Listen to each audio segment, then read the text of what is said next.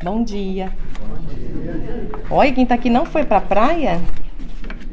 Um monte de gente foi pra praia pra aproveitar o calorzinho, porque o fim de semana que vem vai estar frio, né? Então, como vocês podem ver, eu tô um pouco rebelde com o PowerPoint ultimamente. Não tem PowerPoint. Ultimamente eu ando escolhendo quando eu posso escolher o tema, eu ando escolhendo uns temas assim que eu tô procurando evitar que as pessoas fiquem focadas em frases, em palavras, em imagens, porque toda a tônica do assunto é a gente entrar dentro da gente, tá? Então, eu escolhi um tema que chama Filhos da Luz, engatinhando para voar. Como Filhos da Luz, a gente vai olhar para isso, não como a gente nas épocas primitivas, né, os indígenas olhavam o sol e falavam Deus Sol e achavam aquilo uma coisa fantástica e inatingível, inalcançável. Não é isso não. Filhos da Luz é como a gente olhar assim, da sombra para a luz, da ignorância para a lucidez. Então esse luz é de lucidez. Porque o processo evolutivo da gente é um processo de despertar. É onde a gente vai desenvolvendo o conhecimento da alma. Então vamos tirar já, sabe, essa coisa de luz mística. Não, é lucidez. A gente vai aprendendo, quanto mais a gente vai aprendendo, mais a gente vai tirando de letra as coisas lá fora, né?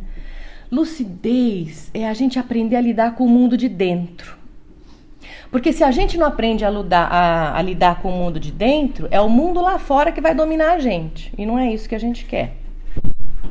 Porque se a gente ainda está nessa roda do samsara, né, da encarnação, reencarnação, e vem e volta, e vem e volta, e vem e volta, que a gente já não aguenta mais, né? É porque a gente não está sabendo lidar com o mundo de dentro. Né? Com o divino em nós. E aí a gente fica cometendo sempre os mesmos tropeços. Então, para que o mundo de fora não domine mais a gente, para que a gente não seja reativo, para que a gente não caia nas mesmas armadilhas, nas mesmas ilusões, a gente tem que aprender a lidar com esse mundo aqui, não tem outro jeito. Não tem outro jeito. Se tem alguém aqui que ainda não sabia que a nossa vida está nas nossas mãos, sempre, totalmente, então estão dando uma novidade. Ela está nas nossas mãos. Não estou dizendo que a gente não tem ajuda, não estou dizendo que a gente não tem a conexão com o alto, mas ela está nas nossas mãos. Então, quando a gente fala em engatinhando para voar, a gente está falando em movimento. Tem que ter um movimento. Sem movimento, né? Não tem nada. Toda a natureza é movimento, né? Todas as plantas, os animais, tudo é movimento evolutivo. Muito bem. Aí a gente fala assim. Todo mundo quer ser feliz, né? Porque quando a Ana Cília falou assim, quando a gente fala assim, a gente vem aqui para encontrar Deus, né? Fica uma coisa assim tão subjetiva às vezes. Porque a verdade é que, como a gente ainda não tem condições de entender o que realmente é Deus, e ainda fica colocando Deus como uma imagem humana, parece muito longe isso pra gente. É verdade, parece muito longe. A coisa mais próxima que a gente tem de Deus física é Jesus. Que ele estava aqui, deixou uma história pra gente e a gente tem um referencial. Então, o que seria essa conexão com Deus, né? O que seria encontrar Deus? Vamos lembrar que Jesus falou muito sobre auto-amor, né? Então a gente fala da conexão, a gente fala que a gente é a imagem e semelhança de Deus, a gente fala que a gente é feito da matéria-prima divina. Então, conhecer Deus é se autoconhecer. Chegar cada vez mais perto desse Deus é viver cada vez mais de acordo com as leis que ele deixou aqui pra gente. Então a gente vai trabalhar hoje esse processo de autoconhecimento e olhar um pouco mais assim de verdade, de coragem para dentro da gente. Porque hoje nós vamos pegar esse touro à unha. Vai. E nós vamos sair daqui melhor do que a gente entrou. Porque pra gente entrar nesse processo de movimento, a primeira coisa que eu preciso saber é se eu quero. Então eu tenho que ser honesto comigo. Porque todo mundo quer melhorar a vida, todo mundo quer melhorar a saúde, todo mundo quer melhorar todas as áreas da aquarela da nossa vida, mas precisa ver se a gente quer melhorar. Porque querer melhorar significa botar a mão na massa. Fazer autoanálise, entendeu? Ver o que não está rolando, o que não está funcionando bem, o que não está sendo eficiente, sem julgamento, mas observando. Pus fermento demais na receita, não vai dar meleca. Pus sal demais, vai ficar ruim. Mimei demais meu filho, não vai dar coisa boa. Então a gente precisa ter essa vontade de conhecer, essa vontade de aprender. Esse é o principal, porque se eu não tiver essa vontade, então não adianta nem vir tomar passe. Ai, meu Deus do céu, né? Gente, o passe é um sustentáculo. Um médico tá te dando um empurrão, um remédio tá te dando um reforço, mas quem tem que fazer a mudança somos nós. Quem tem que caminhar passo a passo é a gente. E se a gente tiver vontade, não precisa se preocupar não, porque olha, vem ajuda de monte. Né? Vem ajuda de monte. Muito bem. Então a gente vai primeiro ver se a gente está com vontade de fazer essa movimentação. E aí a gente vai procurar entender o que é essa felicidade que a gente procura tanto. Felicidade não é porque as coisas lá fora estão sendo muito favoráveis para mim. A felicidade, ela é um modo de ser, ela é um modo de entender. É como eu uso os dons naturais que já estão dentro de mim. Que dons naturais são esses? O dom da livre escolha, do livre-arbítrio, é um dom natural que está dentro de mim. O raciocínio, a inteligência, a sensibilidade, o poder de dar e tirar a importância das coisas, tudo isso está dentro de mim. E como é que eu vou aprender a usar isso? Né? Então, eu olhando para essas qualidades que eu já tenho dentro de mim e sabendo utilizar elas, é que eu vou entrar em conexão e entender o que é essa felicidade que eu tanto procuro. É aprender a usar esses dons. Tudo bem. Gabi, onde é que está isso no Evangelho? Onde é que está isso no Livro dos Espíritos? Eu particularmente achei, eu peguei umas 3 perguntinhas aqui do Livro do Espírito, que a gente é do balacobaco, ó. 3 perguntinhas que dão uma dica muito legal do que é felicidade e de como a gente alcançar esse estado. Bom, primeiro, vamos definir que felicidade nunca acaba.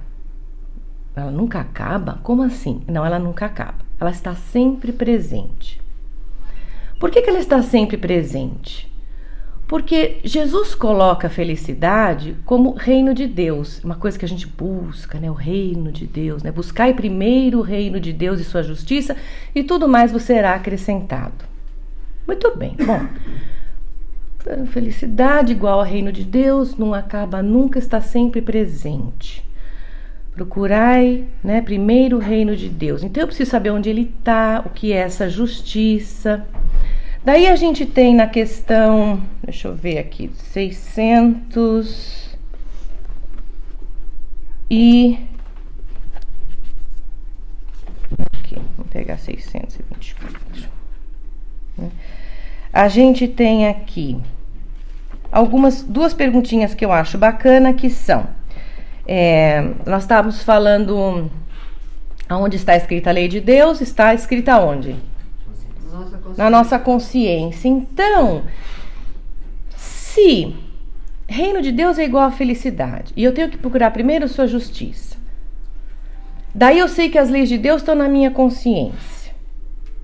Quer dizer que então, que se eu seguir as leis naturais, as leis divinas, eu vou estar com a consciência tranquila. Logo estarei num estado de felicidade. Tem gente que confunde felicidade com sentimento de tristeza e alegria. Não, tristeza e alegria são opostos. Estou compartilhando isso, estou compartilhando de uma palestra que eu achei bacanérrima, de um palestrante que chama Simão Pedro. Ele falou muito, ele deu essa explicação sobre felicidade, eu achei fantástica. Então ele diz assim, felicidade não tem oposto. Eu pensei, puxa, felicidade não tem oposto, mas não é tristeza? Não, o contrário de tristeza é alegria. Para um existir, o outro tem que morrer, um anula o outro. Felicidade não tem oposto. Não, tem sim, Gabi, tem infelicidade, não. Porque o prefixo in significa negação. Ele não significa o oposto de felicidade. Então, ela está sempre presente dentro de nós. Nós é que a negamos. Como que a gente nega, a gente vai ver agora. Então, muito bem. Aí ele fala assim, nós vamos fazer um bordadinho, aí no final nós vamos entender essa bagunça toda. Aí tem a questão 614, que diz assim: o que se deve entender por lei natural? A lei natural é lei de Deus. É a única verdadeira para a felicidade do homem. Olha lá. É a única verdadeira para a felicidade do homem. A lei natural. Lei natural e lei divina é a mesma coisa. Indica-lhe o dever, o que deve fazer ou deixar de fazer, e ele só é infeliz quando dele se afasta. Então a gente só é infeliz, só nega a felicidade quando a gente nega as leis naturais, que são aqui das leis morais, né? Que a gente tem aqui no Livro dos Espíritos. Nós temos a lei divina, a lei da adoração, do trabalho, da reprodução, da conservação, do progresso, da igualdade. Então, como é que eu nego essa lei e me sinto infeliz? Vamos pegar a lei da igualdade, né? Ou a lei da liberdade. Se eu tomo como liberdade fazer o que eu bem entender e não ter que aguentar as consequências dos meus atos, o que vai acontecer? Eu vou passar o limite de todas as pessoas de respeito, porque a liberdade que eu tenho, o outro também tem. A liberdade de comer, o outro também tem. Então, se eu for pegar toda a comida, não sobra para o outro, não é? Então, quando eu infrinjo essa lei, eu causo o quê? Tumulto, dor, sofrimento, encrenca, discussão. Quando eu não sigo a lei do progresso. Lei do progresso, o que é? Movimento, não é? Eu quero progredir, mas eu não quero me movimentar. Eu quero prosperar, mas eu não quero trabalhar. Eu acho bacana o que o outro tem, mas eu não quero trabalhar para ter. Vou causar o quê? Se eu tirar o que é do outro, estou causando dor no outro. E em mim também. Mas se eu trabalho para ter, na lei do trabalho, da evolução e do progresso, eu estou de bem, com as leis naturais e as leis divinas. A minha consciência fica tranquila, eu estou bem, a felicidade está presente, porque eu não estou negando ela em mim. Eu não estou negando ela através de um sentimento de culpa, de tristeza, de revolta. Ninguém está falando em perfeição, não. Ninguém está falando em fazer tudo perfeitinho, porque nós não temos que botar o pé no chão aqui. Ninguém está ainda num nível de acertar tudo sempre. O negócio é a gente estar num movimento proativo, num movimento nutritivo, vamos dizer assim. Quando eu respeito as leis naturais, as leis da natureza, as leis divinas, eu estou num movimento proativo. Eu estou num movimento nutritivo, onde eu consigo nutrir a mim e ao outro. Tá, Gabi, então, como é que fica isso assim no nosso dia a dia? Porque a gente estuda essas coisas, mas às vezes a gente não consegue enxergar isso no dia a dia da gente, nessa vida corriqueira, terrena, encarnada, né? Vamos olhar para as coisas da vida. Outro dia eu vi um vídeo curtinho, muito triste. Eu vi uma mãe se filmando com a filha, indo para não sei que tipo de lugares que eram, mas eram lugares que tinham folhetos e panfletos de palestinos, e ela estava arrancando tudo. Ela ia, não sei se era de igreja em igreja, onde que ela ia, mas ela ia arrancando tudo, falando coisas feias, jogando fora, e com a filhinha deste tamanhinho do lado. E a filhinha uma hora fala assim em inglês: nossa, eles fedem, né, mãe? Eles fedem a bode, like goat. E ela dá uma risada alta e fala: eles fedem a goat mesmo. E filmando isso e postando na mídia como se fosse uma coisa bacana. Tudo bem, ela acredita que ela está fazendo uma coisa certa. Mas ela já está ensinando aquela criança a quê? Desrespeitar o outro. E a odiar, né? A desrespeitar o outro e a odiar o próximo, a não aceitar as diferenças. Gente, num planeta que tem uns 8 bilhões de pessoas, se a gente não aceitar as diferenças, we are in trouble. A gente tá, né? Não vai dar certo isso. Não vai dar certo isso. E aí eu fico pensando, aí as coisas começam a acontecer de ruim, aquela criança vai ter problemas na escola, vai ter problemas sociais, vai ter problemas de relacionamento. Por quê? Porque ela aprendeu completamente o oposto das leis divinas, não é? Da igualdade, do respeito, da liberdade, do amor, da generosidade. E muitas vezes, eu tô falando isso, porque muitas vezes a gente passa por problemas na vida, a gente tem assim umas encrencas dentro da gente, que a gente não sabe de onde vem. Então eu costumo dizer que o problema, o difícil, não é a gente aprender coisas novas. A gente fica achando que o difícil pra gente é aprender uma coisa nova. Não é. O difícil é a gente fazer uma autoanálise, pegar umas coisas que a gente ouviu e aprendeu e reformular, ressignificar aquilo, porque se torna um hábito. Então, por exemplo, essa menininha provavelmente vai crescer cheia de preconceito, cheia de raiva dentro dela. Quando ela for adulta, ela vai perpetuar certas atitudes, mas ela não vai lembrar, ela não vai fazer esse link que foi lá atrás, quando ela era pequenininha, que a mãe ensinou. E eu não estou julgando a mãe, porque a gente passa para frente o que a gente aprendeu, o que a gente ainda tem dentro da gente. Lembra, na lei do progresso, da evolução, todo mundo vai chegar lá. Querendo, não querendo, resistindo, não resistindo, levando mais tempo, menos tempo, nós todos vamos nos tornar lúcidos. Nós todos vamos ser luz. Vamos desenvolver essa luz, lucidez. Porque a gente vai aprendendo, não é? Vai estudando, vai conhecendo, vai praticando. Obviamente que a minha luz vai irradiando. A minha lucidez faz com que eu veja o outro sem julgamento, sem maldade, sem vontade de punir. Porque às vezes a gente olha essa mãe e já dá vontade de esganar ela. Sua louca, o que você está fazendo com essa criança? Já fez com você, agora vai fazer com ela? Mas todo mundo está no lugar certo, na hora certa, no momento certo, né? Joana diz, nem tudo está bem, mas tudo está certo. Ué, então como assim? Como é que uma coisa pode não estar bem e pode estar certa? Simples, a lei da ação e reação.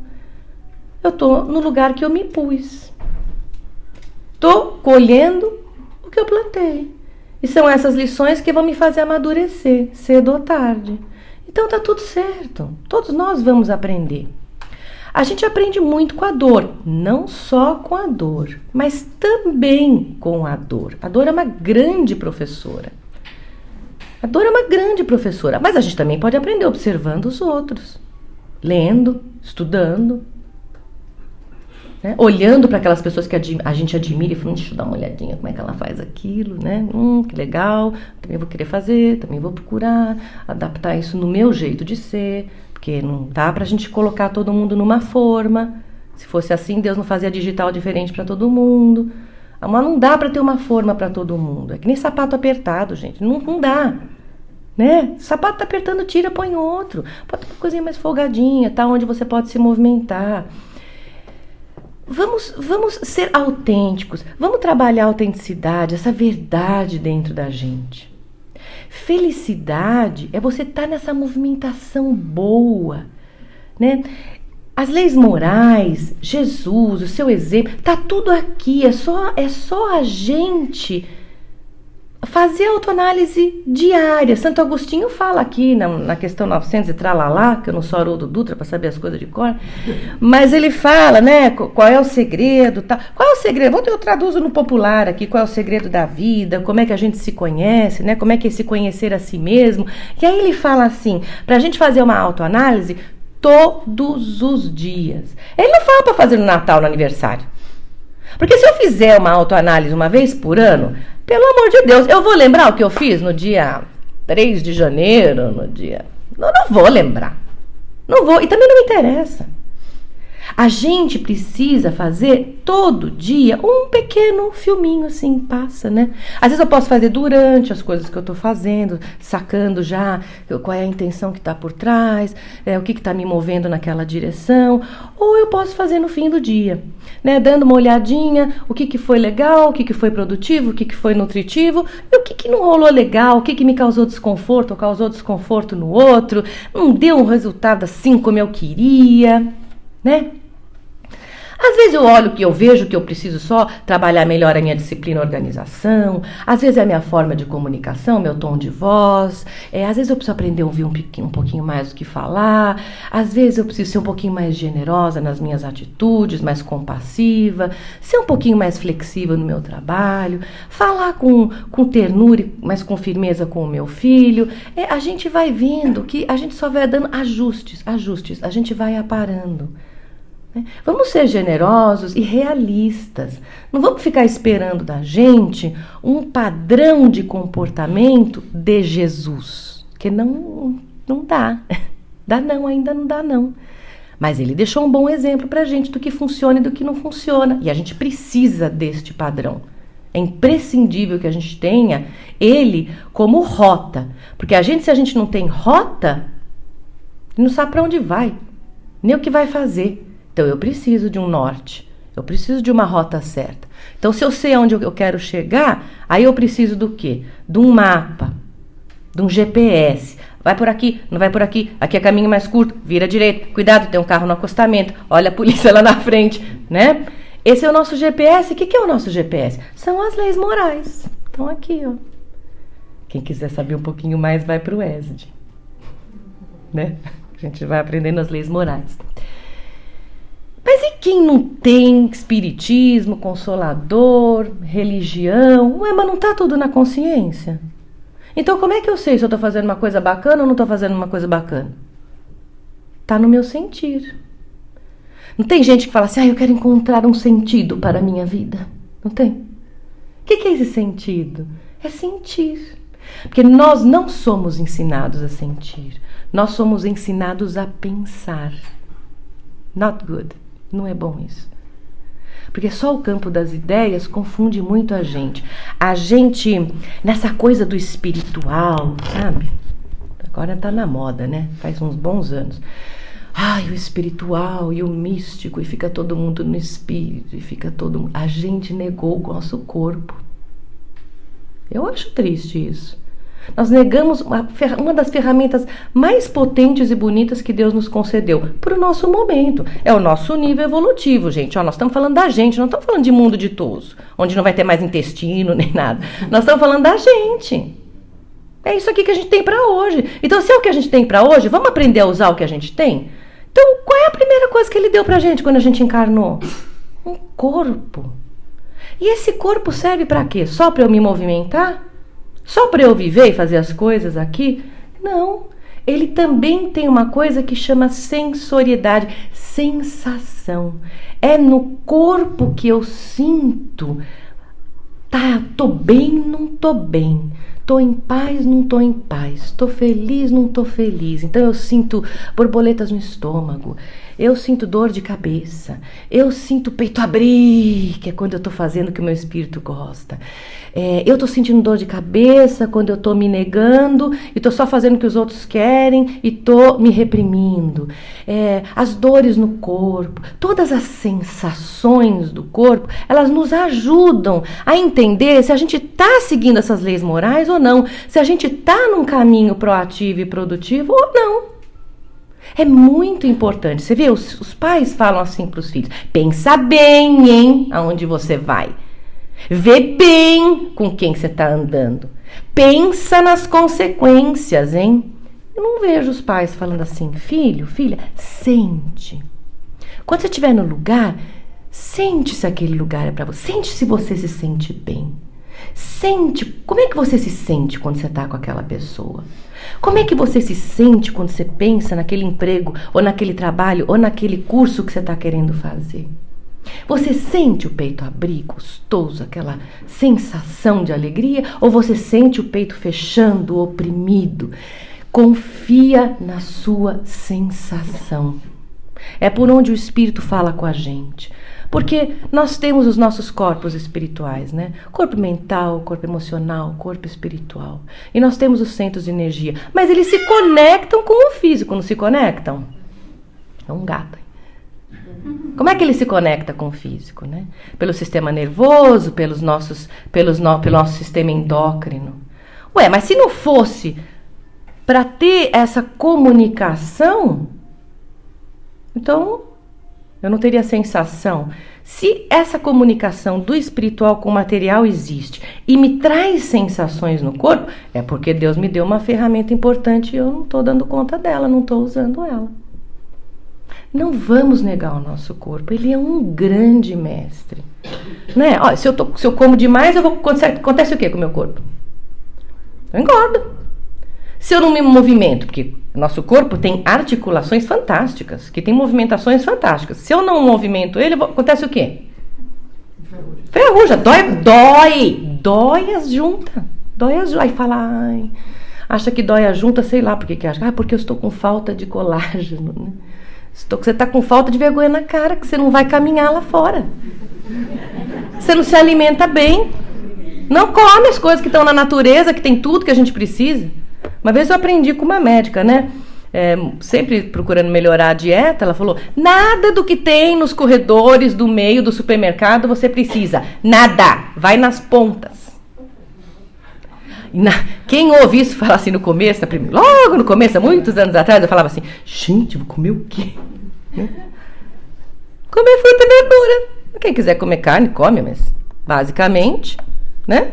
Porque o resto está tudo com conservante, já está tudo adulterado, as carnes estão todas adulteradas, independente do fator moral ou não, que cada um acha, do que fazem de ruim para os animais, que já é uma coisa muito importante para a gente olhar. Vamos olhar o que estão pondo dentro dos alimentos. Até dos vegetais, até de tudo. Então a gente tem que fazer seleção. Tenho que separar o joio do trigo. Olha como o corpo da gente ensina. Então, se eu sei separar o joio do trigo para o meu corpo, o que é bom, o que não é, o que funciona, o que não funciona, não é tão difícil separar também na área emocional, na área do meu relacionamento. Como eu vou criar um filho? Né? Eu tenho o caso de uma mãe que fala para mim, ai, não sei o que fazer, desesperado, porque o filho manda, porque o filho exige explicação, porque o filho grita, porque o filho tem piti, porque eu falo, onde é que tá o começo desse fio todo enrolado? Ela olhou em mim, falei, hierarquia. Tem que ensinar a hierarquia. Né? Então, o Rossandro falar isso eu acho fantástico. Nunca dê nada ao seu filho que esteja no mesmo nível que o seu. Então você tem gente, não tem nada de tecnologia, mas um iPhone número sei lá o quê? Qual é o último agora? É o X, é o 10. Isso aí. 10. Você vai dar pro seu filho 10. Ai, que lindo, né? Que bom pai que você é. Ai, eu não quero que meu filho sofra o que eu sofri. Eu não quero que meu filho passe necessidade. Eu não sei que necessidade é essa, mas... Aí constrói um monstrinho, né? Em inglês eu falo assim para as pessoas, well, you created a monster, you feed it. Você criou um monstrinho, agora alimenta. Porque a gente, quando passava dificuldade de criança, ou não tinha as coisas, o que a gente fazia? Criava, ia trabalhar. Ia trabalhar para conseguir. E se o pai falava as coisas e falava não, e a gente ficava louca da vida, o que a gente falava? Quando eu sair daqui, vou fazer o que eu quero. Né? E batalhava para sair, e batalhava para ter sua casa, e batalhava para ter o direito de escolha. Direito de escolha é um direito que se conquista. Não é uma coisa que você dá para os outros. Aí não sabe por que o filho está assim? Hoje os filhos são pais. E os pais, vão lá, tudo bobão, fazendo tudo que os filhos querem. Aí você vê filhos agressivos, filhos que maltratam, que não têm respeito. Não sabe, não tem hierarquia. Aí você não ensina o filho que ele tem que batalhar para conseguir as coisas. Você quer um iPhone? Então, quando você trabalhar, quando você tiver seu emprego, você vai ter. Até lá, colega, tu vai ter o que eu quiser e o que eu puder dar. E aí também, dando tudo, né? Dando tudo, a criança se perde. Ela não sabe o que fazer com todo aquele manancial que foi dado na mão dela. Aí ela vai encontrar pedófilo na internet, vai encontrar um monte de gente que vai adoçar a boca dele, porque pai e a mãe só falam não, aí ele vai encontrar aquele que vai adorar falar um sim, e daí você perde as crianças por aí nos sequestros e nos suicídios com bullying e tudo mais. É uma ferramenta muito poderosa, que nem o adulto sabe usar, que dirá a criança. Aí vamos falar de Deus com a gente. Deus, por acaso, dá tudo pra gente assim, de mão beijada? Se vocês conseguem, vocês me contam o segredo. Porque eu não consigo ganhar nada de mão beijada. Tudo eu tenho que trabalhar para conseguir. Para melhorar meu relacionamento no meu casamento, eu tenho que me empenhar. Para criar uma amizade com os meus filhos, um respeito, que conseguir educar eles para o mundo, minha filha, a gente tem que estudar sobre a vida, tem que prestar atenção e tem que mudar muito. Por isso que a gente diz que não é a gente que educa a filha, é filho que educa a gente. Porque por eles, por amor a eles, é que a gente se rasga, faz o que precisar para aprender, para poder passar. E aí a nossa obrigação é fazer o que Deus faz com a gente. Ele prepara a gente para a vida, a gente prepara eles para a vida. Aí a gente entende Jesus. Que não fazia pela gente, mas dava todas as diretrizes. E dizia que a gente tinha o poder. Não é? Inteiro, né? E se rasgou inteiro, porque igual as mães se rasgam, né? Se rasgou inteiro. Para deixar pra gente um exemplo. Porque não é tão difícil assim, olha, é só trazer pro popular, né? Quando ele dizia assim, vai e não peques mais. Sei lá, tantas coisas que ele ensinou. Uma que eu acho legal, quando ele fala assim, quando os discípulos queriam curar, né? E eles não conseguiam curar, e ele fala, homem de pouca fé, né? Aí a gente fala, Aí eu fiquei pensando nisso também, sabe? Aí eu cheguei a uma conclusão legal, porque eu falei, ele não estava falando para eu ter fé, porque eu consigo fazer sozinha. Quando ele falou isso, que a gente podia fazer o que ele fazia muito mais, ele estava dizendo assim pra gente, agora, né, no nosso nível evolutivo, olha, você ainda não, né, ainda não pode curar. Quem cura quem é? Lá em cima, né? É Deus. Mas eu tenho que fazer o quê? Eu tenho que fazer conexão, né? Tem que alinhar, né? Tem que fazer conexão. Então a minha fé é confiar. Não é só confiar no meu taco, não. É confiar na conexão com esse Criador. Mas ele também falou orar e vigiar.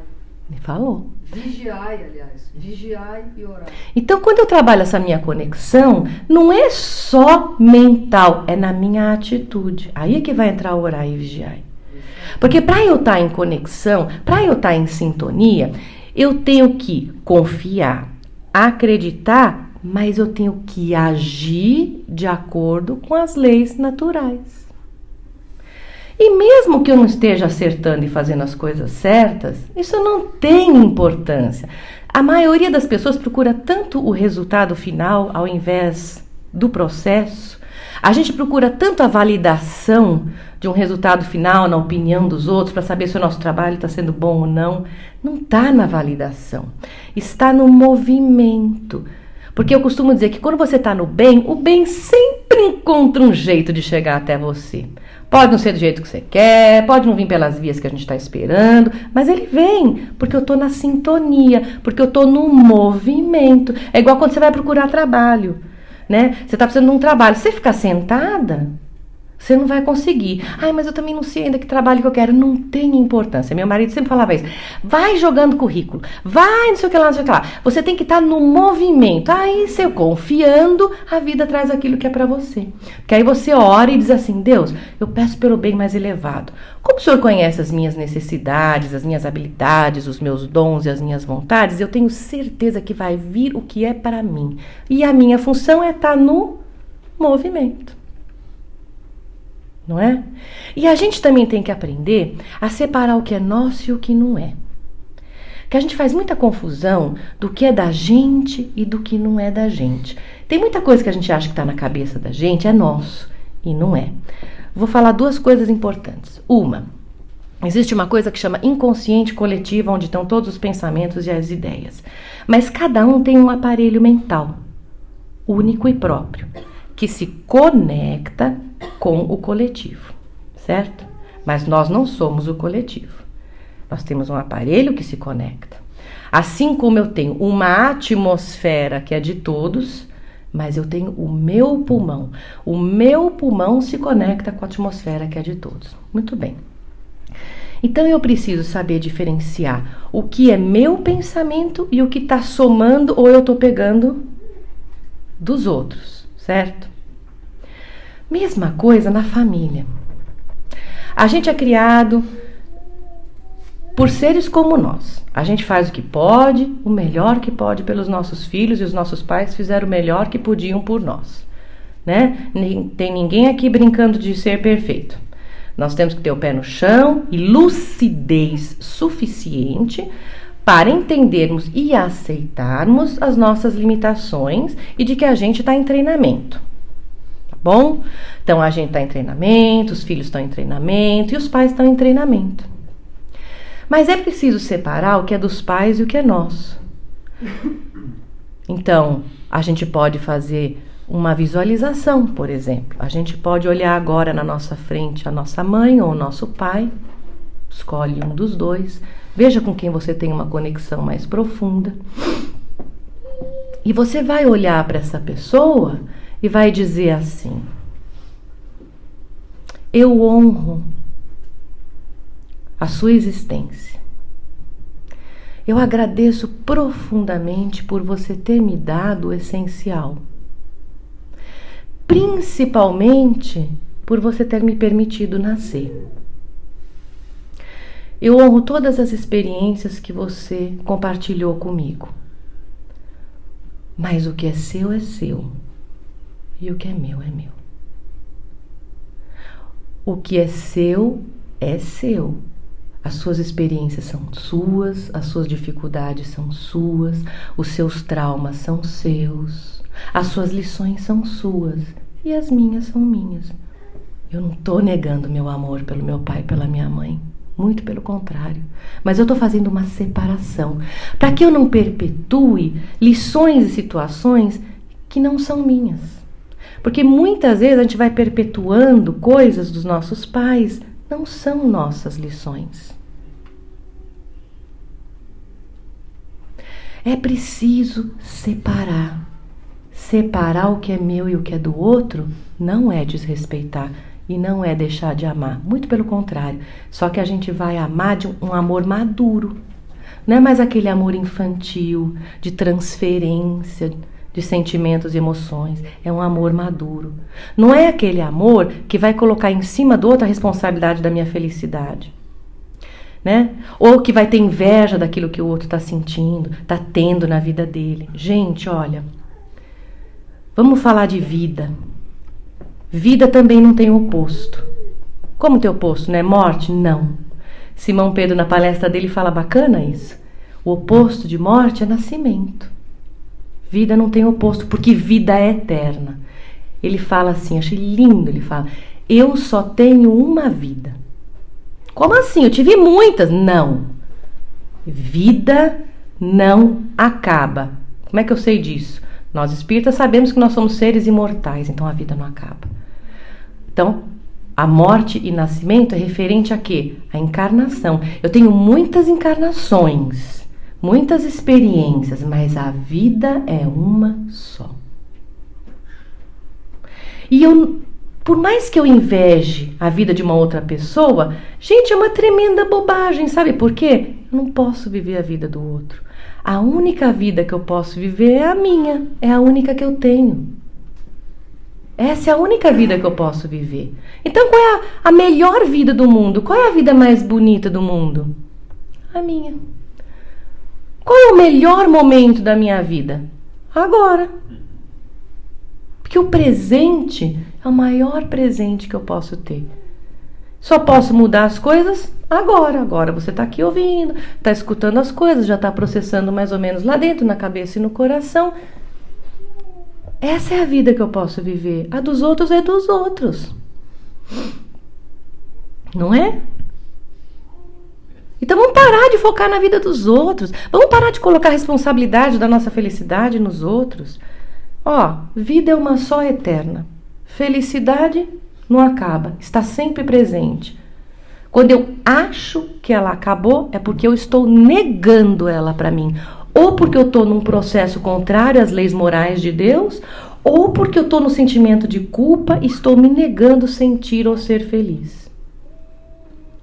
Que também é outra bobagem. Porque não tem culpa, tem responsabilidade. A culpa me paralisa, me vitimiza. A responsabilidade me empodera E me explica, me mostra que eu posso sempre modificar, melhorar, recriar, enfim, construir. Ai, que delícia. Tem som mais gostoso, né? Então é só a gente olhar com maturidade para as coisas e para as pessoas, né? Generosidade, respeito, deixar a preguiça de lado, colocar a mão na massa. Não importa quanto tempo vai levar, porque isso também eu não sei. Tem muita coisa que a gente começa achando que vai demorar 10 anos, demora 1. E tem coisa que a gente começa achando que vai demorar 6 meses e demora 10 anos.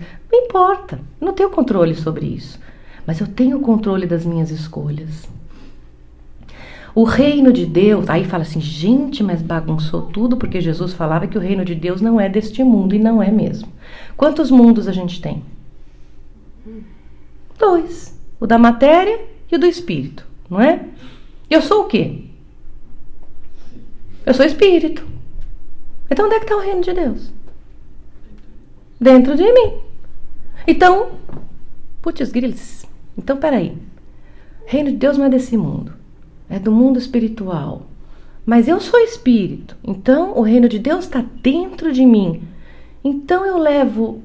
O reino de Deus também, a gente viu no começo da palestra, que é igual a felicidade, né? Buscai primeiro o reino de Deus e sua justiça. Gente, é do mundo espiritual, eu sou espírito, está dentro de mim, a felicidade está dentro de mim. Então, eu levo o reino de Deus aonde eu vou. Aonde eu vou, eu levo. Eu sou o reino de Deus. Com as pessoas que eu convivo, nas circunstâncias que eu vivo, eu posso colocar esse reino de Deus, esse estado de felicidade. Porque, gente, às vezes a gente se sente feliz estando triste. Como é que isso é possível? Alguém sabe? Sei lá, vamos pegar assim uma situação. Morreu alguém querido. Minha avózinha, meu avôzinho, meu companheiro, minha companheira, morreu alguém. Mas eu tenho dentro de mim a justiça, né? A paz de consciência, né? Que eu fiz tudo o que eu podia fazer, que eu procurei conviver dando o meu melhor, que eu vivi aquela situação, eu ajudei, eu mandei o dinheirinho para pagar os tratamentos de saúde, eu visitava, eu dava um telefone, eu fiz o que eu podia. Então, mesmo eu estando triste com a separação, com a saudade, eu tô bem, porque eu tô em sintonia com essas leis morais. Tô de boa, que o resto não é controle meu. Então, eu posso estar triste e estar feliz. Porque a gente não pode confundir felicidade com alegria. Eu posso estar alegre e não estar feliz. Como é que isso é possível? Ai, é fácil. Eu posso ter conquistado um homem legal fazendo de tudo para tirar dele da fulana. Aí eu fiquei alegre por uma conquista ilusória, tô com cara para mim, mas estraguei a vida de uma família, de uma irmã. E a minha, obviamente, pautada nisso, não vai rolar muito bem. Ou eu posso ter conseguido uma promoção, um trabalho, prejudicando outros, ou usando meios escusos. Então é uma alegria momentânea, como é de comprar um carro, uma casa, né? E depois passa. Mas eu não tô tranquila, com o peito aberto, rasgado, feliz, porque eu fiz aquilo, aconteceu, eu conquistei, estando no bem. Então é possível, sim. Então o estado de felicidade, gente, é um estado interno. De como eu movimento na vida e de como eu uso as leis naturais dentro de mim, as qualidades que Deus colocou. Meu raciocínio, meu livre-arbítrio, minha inteligência, minha sensibilidade. E isso são coisas que a gente vai desenvolvendo aos poucos, não é do dia para a noite. Por isso nós temos tantas encarnações, por isso a gente está indo da animalidade para a humanidade. É um processo, é treinamento. A gente não pode ser nem duro demais com a gente mesmo e nem condescendente demais também. Nem exigir o impossível, que eu ainda não tenho condições, e nem também falar, ai, tá tudo bem pra tudo. Ai, não, tá tudo bem, eu tô em treinamento, então eu vou ferrando todo mundo no meu caminho, dando ferroadas, e tá tudo bem. Não, não está tudo bem. Por isso que eu gosto quando Santo Agostinho diz, você tem que fazer uma avaliação todos os dias. Vigilância. Orai e vigiai. Conexão, sintonia, olhando bem as minhas atitudes, no que ondas elas estão emitindo, que resultado elas estão produzindo. Aí eu vou ter a medida de saber, vou mais para cá, vou mais para lá, nosso GPS, lembra? Vou mais para cá, vou mais para lá, menos aqui, mais ali. Mais doçura aqui, mais firmeza ali. Porque eu, quando sou firme com um filho, com uma pessoa, não preciso ser grosseira, né? Eu posso ser firme com educação e generosidade. Porém, firme como a gente imagina pelos livros, como Emmanuel é, né? Como Joana de Ângeles é, né? Ela fala o que deve, sim, não. A gente fala o que deve ser falado, expressa o que deve ser expressado, mas sempre pautado no tom do respeito e da ternura. Não é? Então, meu recadinho é simples. Aonde está a vida? Aonde está o reino de Deus? Dentro de mim. Quem tem o poder de melhorar a minha vida, de fazer ela produzir os frutos que eu quero? Eu. Qual é a única vida que eu posso viver? A minha. Mas estudar, autoconhecimento, autoobservação, observar os outros também. Observar não é só Jesus, mas todas aquelas pessoas que estão conseguindo coisas lindas no planeta. Olha, deixa eu ver como é que ela se movimenta, o que ela está fazendo. Respeitar o nosso jeitinho único de ser. Porque a sociedade, o mundo da matéria fica querendo fazer com que todos caibamos na mesma forma. Não dá para caber na mesma forma. Se fosse assim, Deus não tinha criado a gente com tantas formas diferentes de expressão. Tem que respeitar o nosso jeito de ser. Um gosta de se expressar poeticamente, o outro mais cientificamente, o outro pela música, o outro pela dança, o outro pela engenharia, e tá tudo certo como está. Se não tivesse toda essa maravilha, o mundo não seria tão diversificado e tão lindo e tão cheio de talentos. Então que a gente respeite o nosso, respeitando do próximo, e faça promover o melhor em nós para promover o melhor fora de nós. Lembra do que eu falei no começo? Nós somos gerentes de nós mesmos. Quando eu aprendo a gerenciar o meu mundo interno, o mundo externo não me domina mais. Sou eu que aprendo a gerenciar esse mundo externo. Cada vez, cada dia, um pouquinho melhor. Obrigada pela paciência e um lindo domingo para todo mundo.